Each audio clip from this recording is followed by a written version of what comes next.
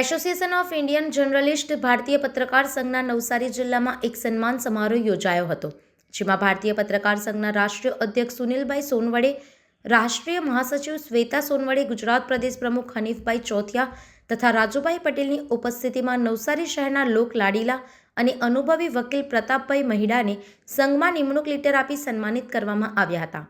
પ્રતાપભાઈ મહિડાની રાષ્ટ્રીય સ્તરે legal adviser તરીકે નિમણૂક કરવામાં આવી છે. આ પ્રસંગે ફુલહાર પહેરાવી તેમનું ભવ્ય સન્માન કરવામાં આવ્યું હતું. હા, પ્રથમ તો એસોસિએશન ઓફ ઇન્ડિયન જર્નાલિસ્ટ ભારતીય પત્રકાર સંઘનો હું હૃદયથી આભાર માનું છું.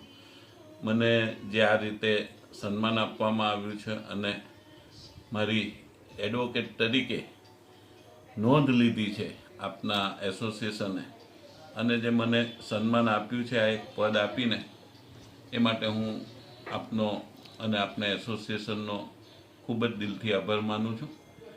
અને હાલની જે પરિસ્થિતિ છે એની અંદર આજે લોકશાહીને જતન અને જાળવવા માટે પત્રકારત્વ જે છે એ ખૂબ અગત્યનું ફેક્ટર છે.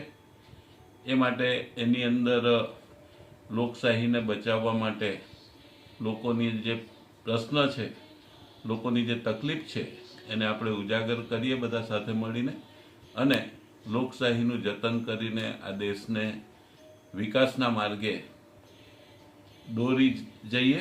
અને એની અંદર આપણે તમામ સૌ ભેગા થઈ લોકોના પ્રશ્નોને ઉજાગર કરી છેવાડાનો જે માણસ છે, જે ગરીબ કચરાયેલો વર્ગ છે, એને પણ ન્યાય મળે, એને પણ લોકશાહી જે છે, આપણી જે આઝાદી છે એના ફળ ચાખવાના મળે.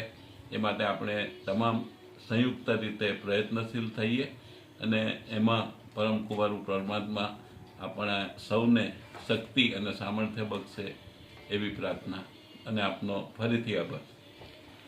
સુરતથી સુનિલ ગાંજાવાલા સાથે અભિપ્રાય ન્યૂઝ, વડોદરા.